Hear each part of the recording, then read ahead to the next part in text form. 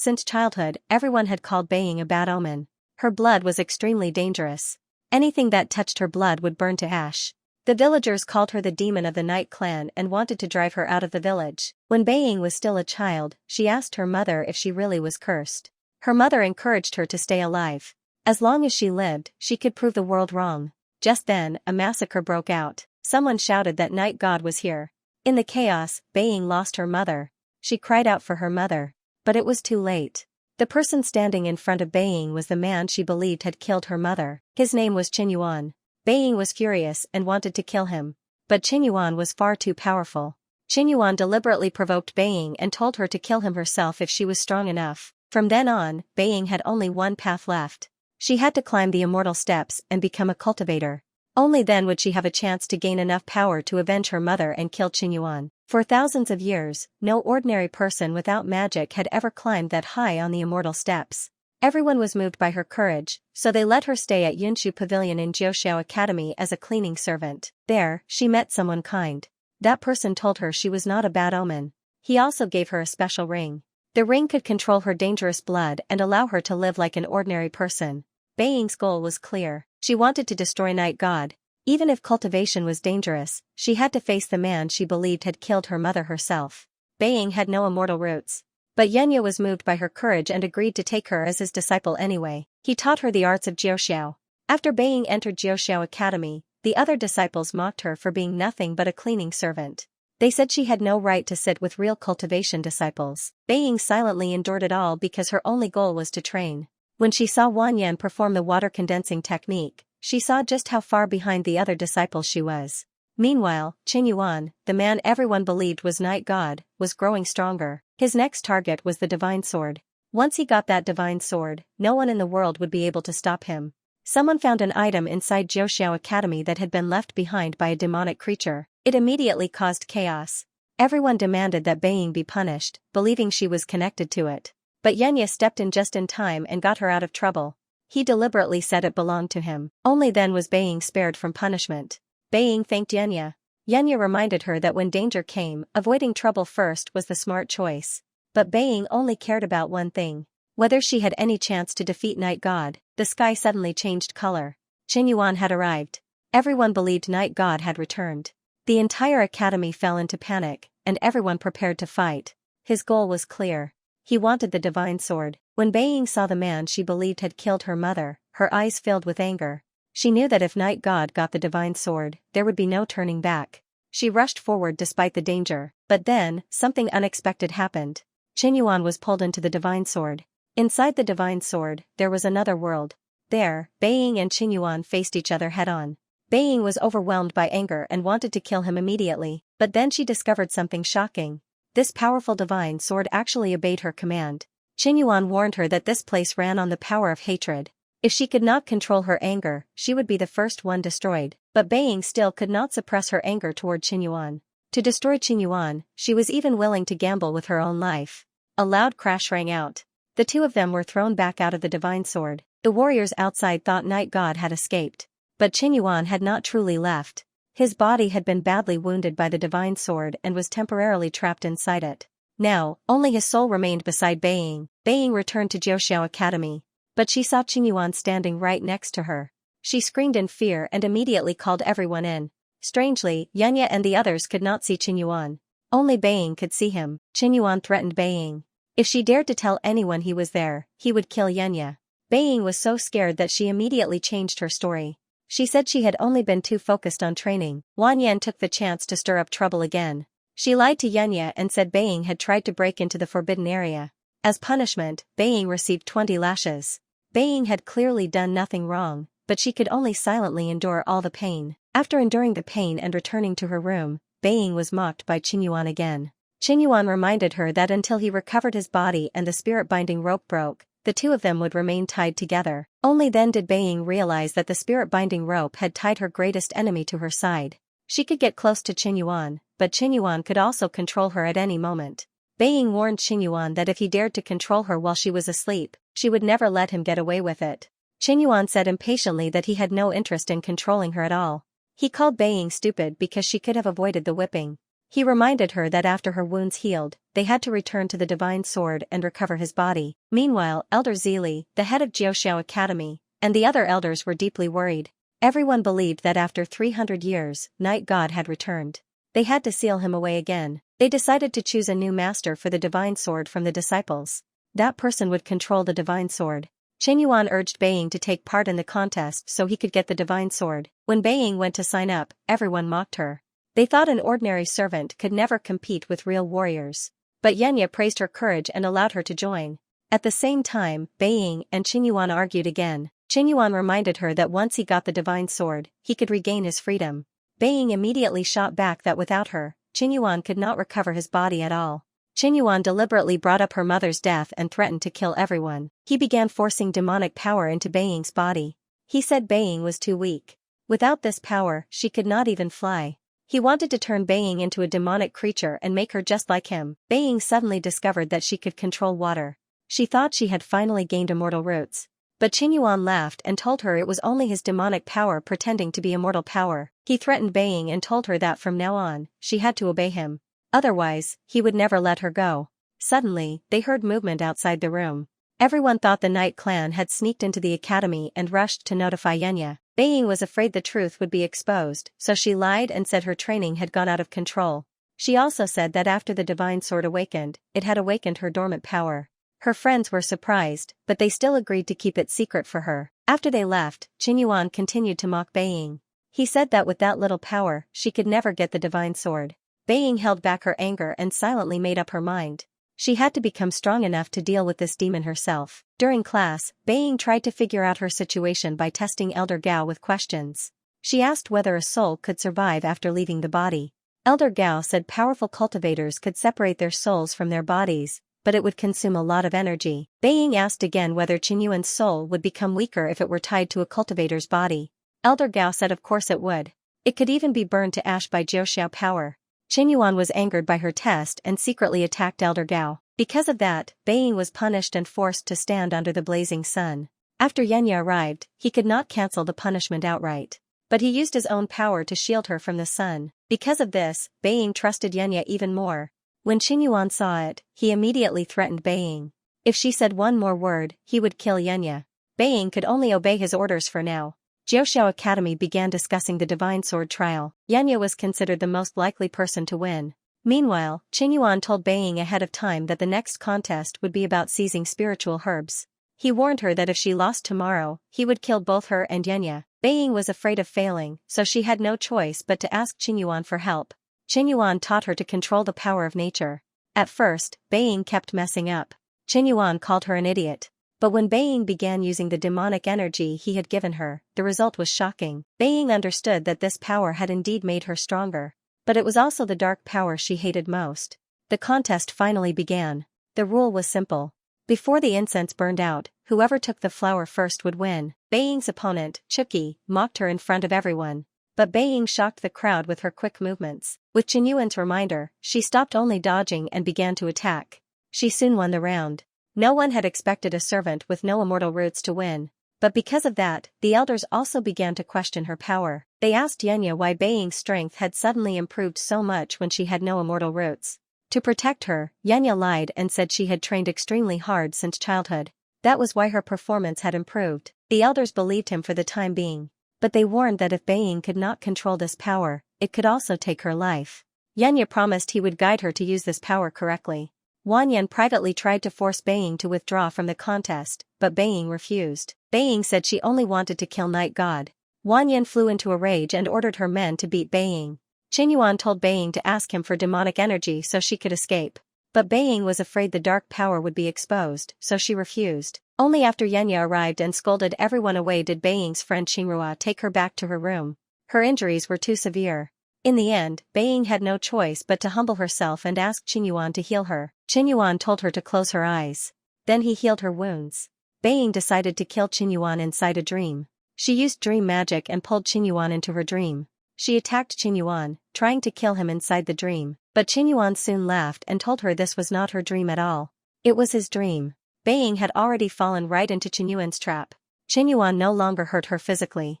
Instead, he began tormenting her mind. He forced Baiying to relive the painful memories of her childhood.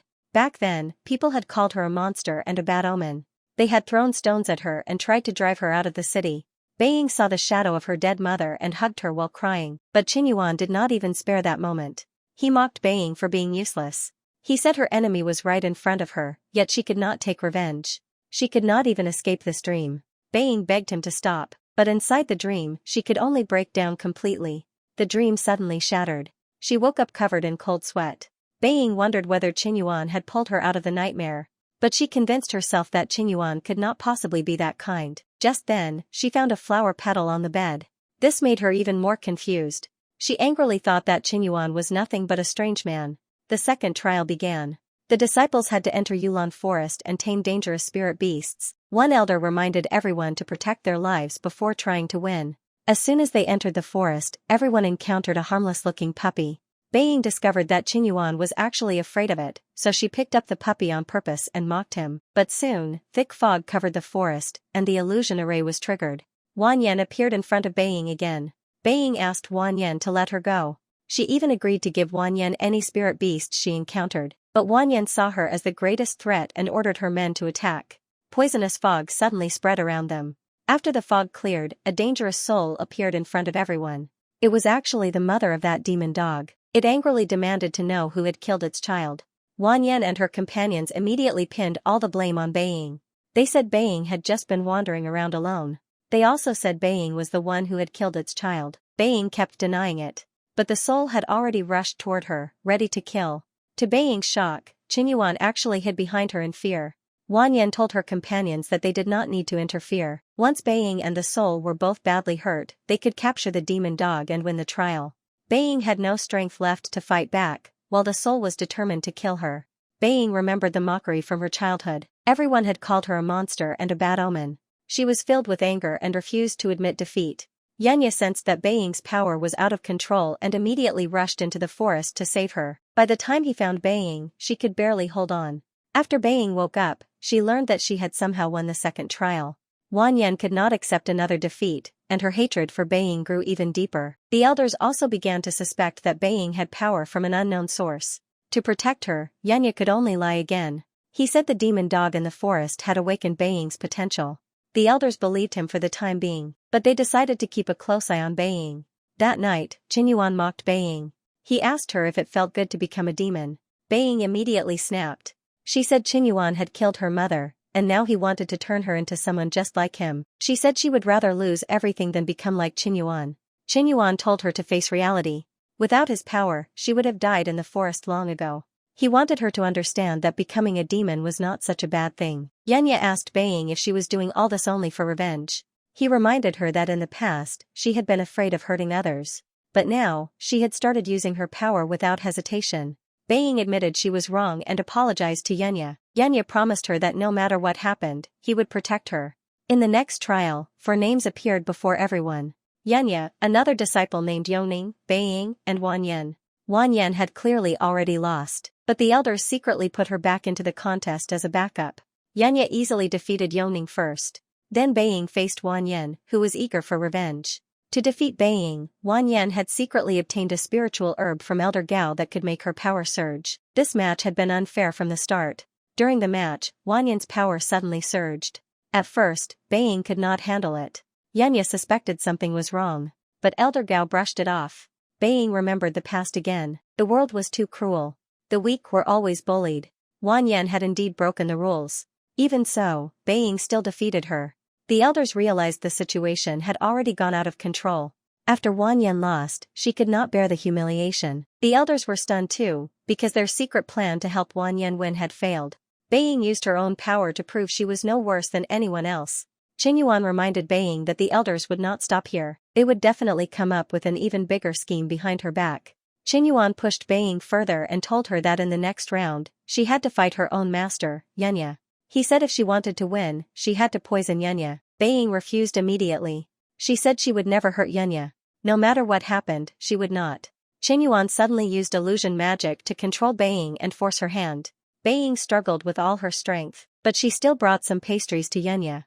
Yunya happily ate them. Baiying wanted to warn Yunya not to eat them, but she could not speak. Yunya ate the poison pastries. After he finished, Yanya even said they tasted good. Baiying completely broke down. She cursed Qinyuan for being vile and shameless. Qinyuan threatened her. Until his plan succeeded, she had to keep quiet. Otherwise, he would never let her go. Baiying refused to admit defeat. She tried to find a way to save Yanya. But against Qinyuan's power, she had no way out. Qinyuan forced her to understand her situation. He also forced her to bow her head and apologize to him. Baiying's anger only grew stronger. She was determined to find a way to stop Qinyuan. Meanwhile, Qinyuan tried to use the spirit of the demon dog's mother. But Baiying moved first and managed to control the dangerous spirit. She made a deal with the spirit. If the spirit helped her trap Qinyuan temporarily, Baiying would set it free. The spirit accepted the deal. Her goal was simple. She had to keep Qinyuan trapped for the moment. The final match soon began. The elders announced the stakes. The winner would claim the divine sword and seal Night God away forever. The final fight was Yanya against Baiying. One elder reminded Yanya that Baiying was his disciple, but during the match, he could not go easy on her. Baiying was extremely anxious. She wanted to tell Yanya that Qinyuan had forced her to poison him, but the words would not come out. Baiying decided to fake an attack on Yanya, then lose on purpose. That way, Yanya could win the divine sword without raising suspicion. But the moment the match began, something went wrong with Yanya.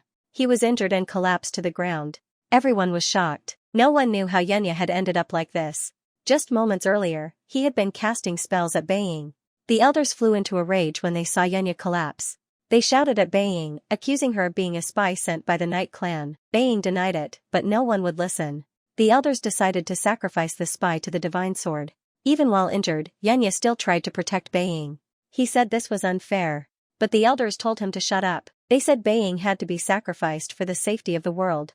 Baiying believed this was the end. If she fell here, Qinyuan's soul would be trapped with her forever. That way, she could avenge her mother. She closed her eyes and thought of her mother. Suddenly, a loud blast forced everyone back. Qinyuan appeared and saved Baiying himself. He caught Baiying and told her she could not die yet. He said he would not let this end here. Baiying stared at him in shock. She asked why he was there. Qinyuan told Baiying the divine sword should belong to her now. In the entire immortal realm, she was the only one worthy of that sword. Baiying panicked, but still stepped forward. In the end, she held the divine sword in her hand. The divine sword's light filled the entire arena. Later, Baiying faced Qinyuan again. Qinyuan had already regained his body, but he was in terrible condition. Baiying stood before Qinyuan, holding the divine sword. Qinyuan was extremely weak at that moment. Qinyuan deliberately provoked Baiying, pushing her to avenge her mother right there. He even called her a loser. Baiying understood that Qinyuan had been injured like this because he had saved her. She lowered the divine sword and said she would not attack someone who was weak. She said she would remember both the debt and the hatred. Today, Qinyuan had saved her life. So today, she would not kill him. Once Qinyuan fully recovered, she would come back and end him herself. Just then, the divine sword chose Baiying as its new master. Everyone froze in shock. The elders and Yanya also rushed over. The moment the elders saw Qinyuan, they shouted. Elder Gao had long suspected a connection between Baiying's power and Qinyuan.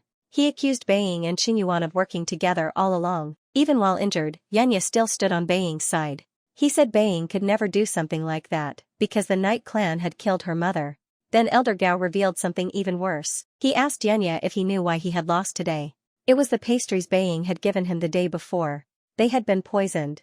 Yanya could not believe it. He turned to Baiying and asked her to confirm it. Baiying cried and admitted that the pastries had indeed been poisoned. Those words struck Yanya hard.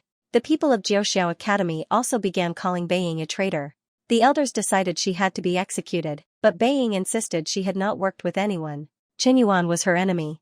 Yanya gave her one final chance. He said if Baiying was truly innocent, she should use the divine sword in her hand to kill Qinyuan and prove her loyalty, but Baiying refused, crying. She apologized to Yanya and said she could not do it right now. She only begged him to believe her. She said that one day, she would definitely kill Qinyuan. Baiying could not ignore that Qinyuan had just saved her life. Elder Gao immediately shouted that the truth was obvious. He accused Baiying of hiding Qinyuan inside Jiuxiao Academy for months. He accused her of using Qinyuan's dark power, poisoning her own master, and taking the divine sword. The elders kept pressuring Yanya. They told Yanya to personally kill this traitorous disciple and take back the divine sword. Only then would Yanya deserve to be called the sword's master.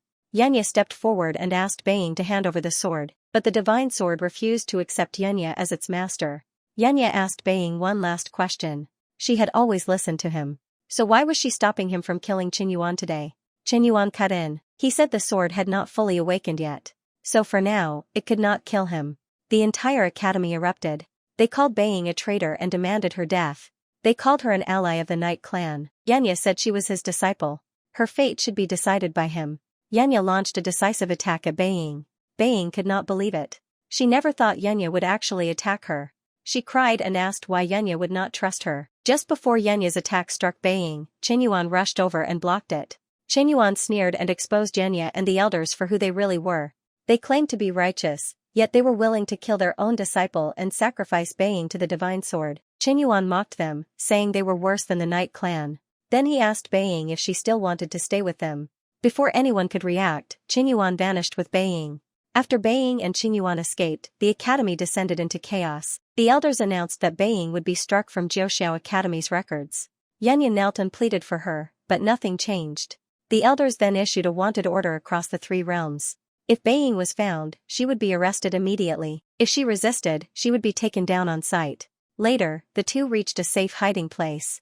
Chen Yuan's injuries flared up, and he struggled in pain. Panicked, Baiying asked what was wrong. Chen Yuan was clearly in pain, but he forced himself to call it a minor injury. He said he was not that easy to kill. Baiying reminded Chen Yuan that he had killed her mother and caused Yanya to get hurt. She would settle this debt with him sooner or later. So Chen Yuan could not die yet. He had to die by her hand.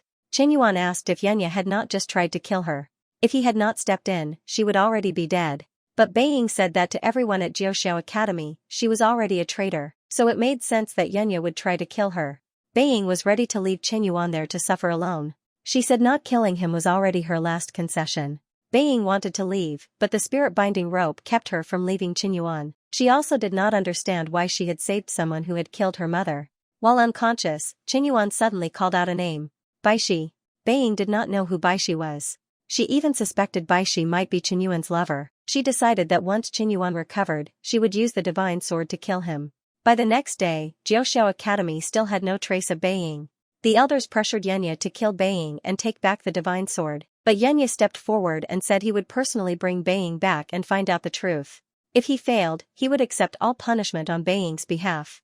When the elders saw that he still believed Baiying, they ordered him to leave immediately and bring Baiying and the divine sword back. Meanwhile, Chen Yuan was still suffering from his injuries, but his attitude remained arrogant. Chen Yuan said his soul had been badly injured, and he needed the Night Clan's cold wood origin stone to recover. He told Baiying to come with him to the Night Clan.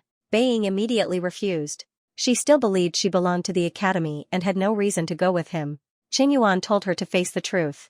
To the academy, she was already a traitor. Then he revealed that the sword crystal needed to awaken the divine sword was also in the Night Clan's hands. With no other choice, Baiying went with him. On the way to the Night Clan, Baiying and Chen Yuan kept arguing. Chen Yuan reminded her that they were still bound by the spirit-binding rope.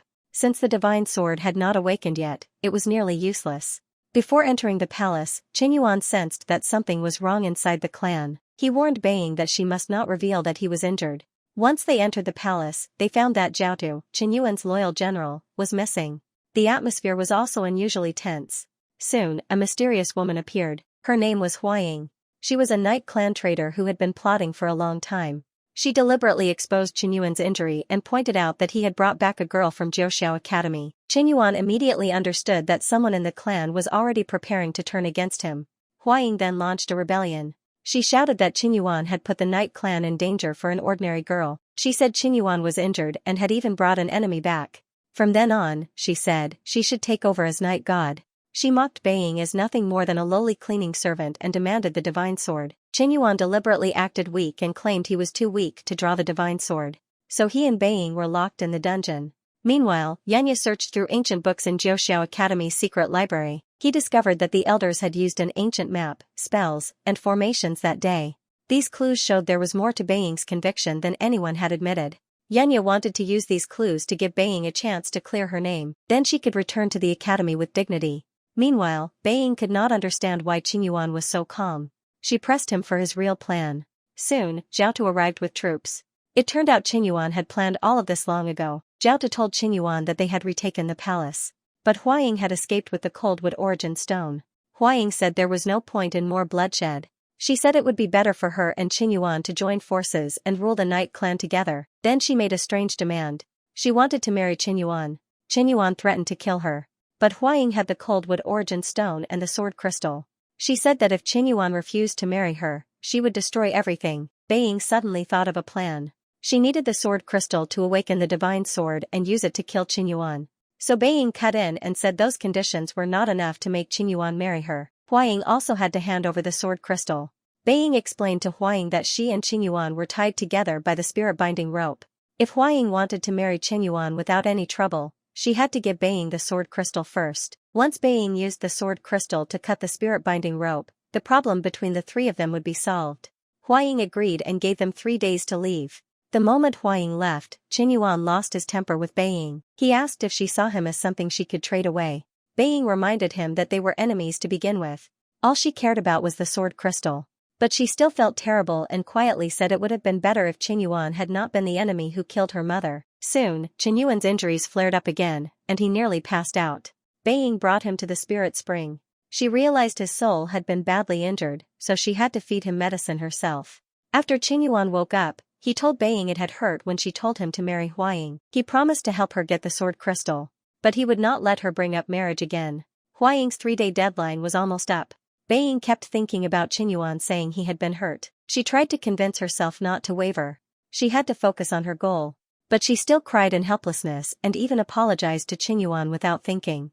Later, Qinyuan passed out again. Huaying came to see them. She smiled and said no one would have expected the night god himself to be delivered to her bedside by the person he trusted most.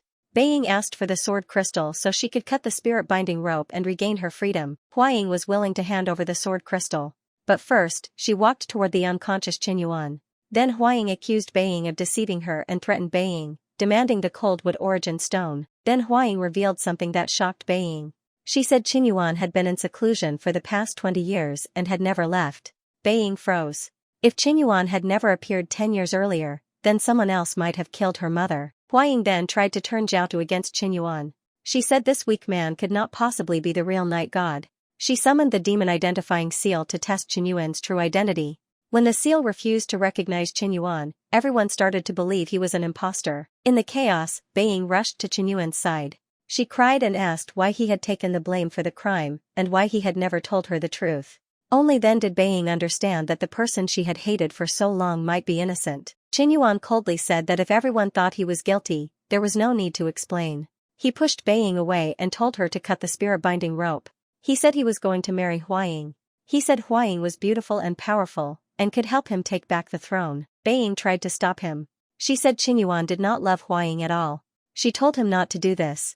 Qinyuan asked what that had to do with her. He asked why Baiying did not want him to get married. Baiying could not answer, so she changed the subject. She said they should find the sword crystal first. Without the sword crystal, she said, the rope could not be cut. Only then did Qinyuan tell her the truth. He had been lying to Baiying all along. Even without being awakened, the sword could cut an ordinary spirit-binding rope. Baiying was shocked and asked why he had lied to her. Qinyuan answered coldly. Before, he had not wanted to cut it. Now, he did. He used his power, cut the rope in one strike, and freed himself. Qinyuan said Baiying had spent the past half-month tied to a monster like him. He asked if she did not want her freedom now. When Huaying arrived, Qinyuan publicly agreed to marry her and cut ties with Baiying. All he wanted were the coldwood origin stone and the sword crystal. Baiying then understood that she might have hated the wrong person. She was no longer sure whether Qinyuan had ever been sincere with her. She walked up to Qinyuan and admitted that she had pushed him toward Huaying. Since Qinyuan had already decided to get married, their relationship should end too. Huaying humiliated Baiying in front of everyone. Qinyuan never spoke up for her. He also said coldly that he had nothing to do with Baiying. Just as Baiying had no choice but to endure it, Yanya arrived and angrily took her away. Qinyuan stopped them. He threw Baiying's ring back to her and told her to take her belongings. Baiying held the ring. All she had left were the memories tied to Qinyuan. Yanya told Baiying to return to Jiuxiao Academy. Baiying was afraid. She believed the immortal sects would never forgive her. But Yanya told her not to worry. He had found evidence that the elders had used forbidden techniques. To avenge her mother, Baiying would need Jiuxiao Academy's power. Yanya told Baiying to trust him. He would help her regain the dignity she had lost. After Baiying returned to Jiuxiao Academy, everyone began blaming Yanya as well. They asked if Yanya had become a traitor too. Yanya stood firm and presented the clues showing that the elders had used forbidden techniques. He proved that the accusations against Baiying could not be trusted. The elders accused Yenya of being blinded by his emotions. Yenya said he cared about every disciple. If his disciple had been framed, he would fight to the end to get justice for her. The elders still refused to believe it. Baiying stepped forward and made a challenge no one could ignore. She said that if everyone suspected her, they should put her into the soul-shattering formation. If she truly belonged to the Night Clan, her soul would be destroyed there. Yenya tried to stop her because the pain would be extreme, but Baiying believed there was no dark power within her. She already knew that Qinyuan was not the real night god. Everyone decided that if Baiying came out alive, they would restore her status as the master of the divine sword. Baiying walked into the terrifying formation. The pain felt like her soul was being torn apart, and she almost could not hold on. The hall went silent. Then, a miracle happened. Baiying walked out of the killing formation alive. The elders' expressions changed. This proved she was neither a traitor nor a demon. Elder Zili had no choice but to declare Baiying innocent and restore her status as the master of the divine sword. Now, she had only one responsibility left. She had to destroy Night God and save the three realms. Baiying thanked Yenya. Yenya reminded her not to put herself in danger again. Baiying regained her freedom. But she still could not forget Qinyuan. To clear Baiying's name, Qinyuan had been willing to let her hate him. Yenya reminded Baiying that even though she had proven her innocence, she was now the god of war. Her only mission was to destroy Night God and eliminate the Night Clan. Baiying said she understood. But could she really kill Qinyuan? After the engagement was confirmed, Huaying tried to get close to Qinyuan. But Qinyuan pushed her away coldly. He made it clear that the marriage was only a deal. It was just a way to control the Night Clan. Huaying would never be his real wife. Huaying was furious. She reminded Qinyuan that Baiying was his enemy now. Sooner or later, Baiying would come to kill him. So Huaying told Qinyuan to forget Baiying. A few days later, Qinyuan secretly went to see Baiying. He mocked her for still protecting Jiuxiao Academy after all the humiliation she had suffered. After Yenya arrived, Qinyuan tried to take Baiying away. Baiying had no choice but to stand between them. She explained that Qinyuan had come to help her get the sword crystal. At Baiying's request, Yenya agreed to meet at a neutral area in the demon realm. Then Baiying laid out her plan. Yenya would help Qinyuan take back the Night Clan.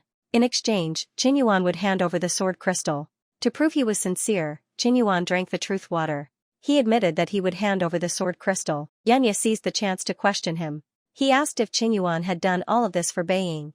Then he asked if Qinyuan loved Baiying. Qinyuan could not lie. All he could say was yes. After that, Qinyuan asked Yenya if he liked Baiying. Yenya admitted it calmly. After Yenya left, Baiying asked Qinyuan a question. Back then, had he pushed her toward Huaying just because of the sword crystal? Qinyuan admitted it. He also said he had been trying to force himself to let Baiying go. Baiying asked if he had succeeded. Qinyuan stayed silent. In the end, Qinyuan gave the remaining truth water to Baiying. He told her she could use it one day to find out the truth. After that, Yenya brought disguised immortal soldiers near the Night Clan. Together, Baiying, Qinyuan, and Yenya worked out a plan. They had to take Huaying alive. Huaying had already bound her life to the sword crystal. After Qinyuan returned to the palace, he told Huaying to surrender and hand over the sword crystal. Huaying immediately called for the guards. But she never expected the palace soldiers to have already turned to Qinyuan's side. Qinyuan took back the Night Clan. He also got the sword crystal back. Since his power had not fully recovered yet, he had Huaying locked up first. Then Qinyuan announced in public that Baiying and Yenya were the real heroes. He warned everyone never to insult them again. After that, Baiying told Yenya that she had already found out the truth. Qinyuan was not the real Night God. But Yenya revealed a shocking truth. Every 300 years, Night God would reincarnate through a new body. Qinyuan was not the real demon. He was only a possible body for that demon. Yenya told her what had happened 1500 years earlier. During a great war back then, the goddess had risked her own life. She had sealed the demon inside the soul of an innocent child. Since then, the demon had reincarnated through different bodies 5 times. Yenya said Qinyuan had not committed evil acts in the past 20 years. But no one knew whether Qinyuan was the demon's new body. After Qinyuan came over, Baiying finally asked the question that had troubled her for a long time. She asked if Qinyuan had really not killed her mother.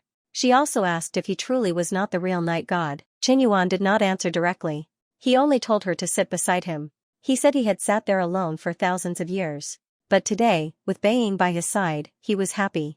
Then Qinyuan asked Baiying a question. If he really was that monster, would she kill him? Baiying answered that she would prove Qinyuan was not that demon. But when Baiying woke up the next morning, Qinyuan was already gone. She called out for Qinyuan, but no one answered. Meanwhile, Jiuxiao Academy also fell into chaos. The moment everyone had been waiting for had finally arrived. The divine sword was unsealed. Baiying held the divine sword. Everyone around her was overjoyed, they all congratulated her. But at that moment, the sky suddenly changed color. Everyone sensed the monster's dark power again. Everyone went on alert. They realized the real danger had not passed. Elder Zili reminded everyone not to use their own power, otherwise, it could cost them their lives. Soon, Baiying was accused once again of colluding with Qinyuan. But she stood there firmly.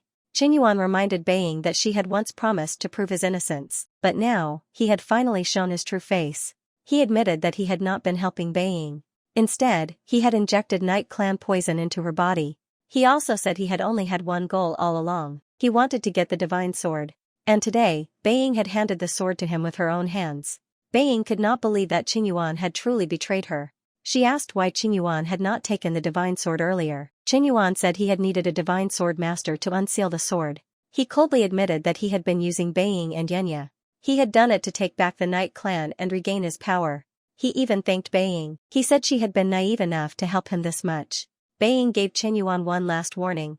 If he did not return the divine sword right now, she would never forgive him. But Qinyuan mocked her. He said Baiying could not seriously believe he had ever loved her. He said words spoken out loud were not always true.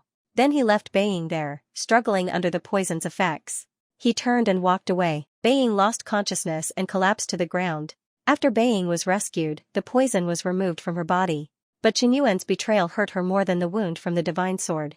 Elder Zili and the other elders were furious with her. Elder Zili reminded her that she had let Qinyuan go again and again. Now, because of her, the divine sword was gone. Baiying admitted her mistake.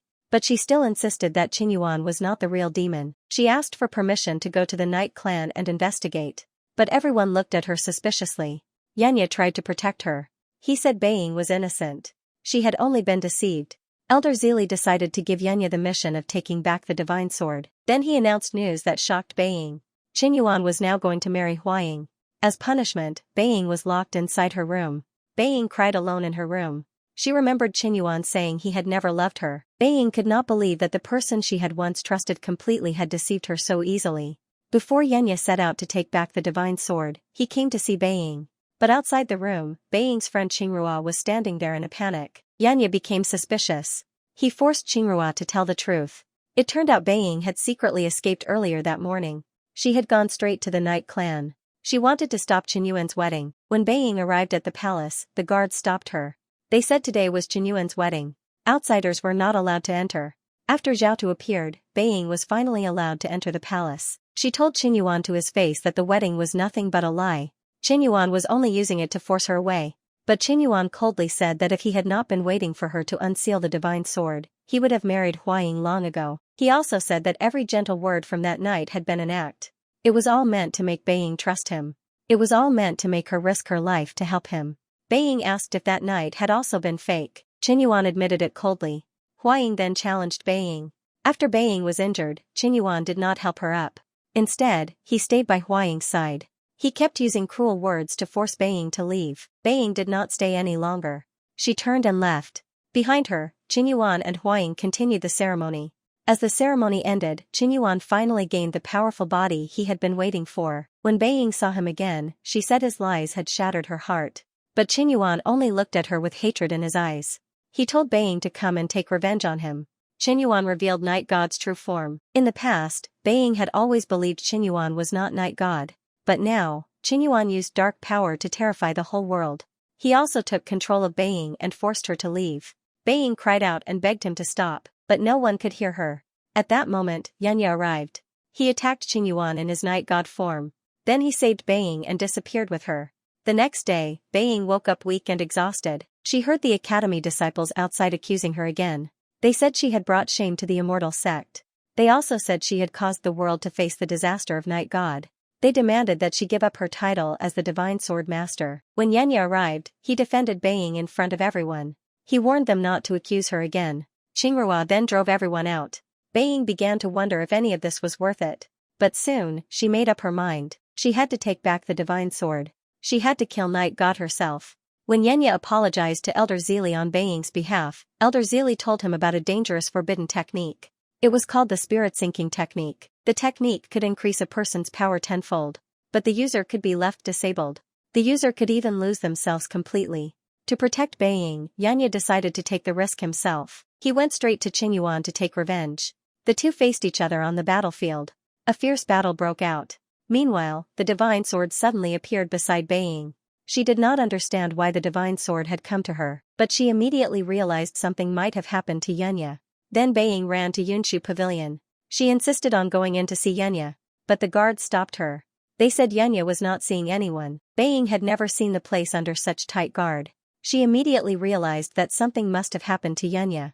She begged Yoning to tell her the truth. In the end, Yoning took her inside. After entering Yunshu Pavilion, Baiying saw Yanya in terrible condition. Yoning told her Yanya had known Baiying would find out the truth, but he did not want Baiying to see him like this. To save Baiying, Yanya had used the forbidden technique alone. He had gone to fight Qingyuan. Only then did Baiying learn that Yanya had lost a hand. All of his power had also been destroyed. Baiying believed all of this was her fault. Baiying could no longer hold back her anger. She swore that from that moment on, Qingyuan was her greatest enemy. She would never let him get away. She went straight to the Night Clan's stronghold. She announced in fury that she was the divine sword master of Jiuxiao Academy. She warned everyone that if Qingyuan did not come out, she would tear the place apart. Qingyuan finally walked out. He started mocking Yanya again. Baiying warned him in anger not to say Yanya's name again. She said she had wanted to kill Night God for many years. But when that day finally came, she realized how painful it was. From that moment on, she decided she would have nothing more to do with Qingyuan. To get justice for Yanya, she attacked Qingyuan. A devastating battle broke out between the two of them. Baiying showed no sign of backing down. That is all for today's story. Thanks for watching.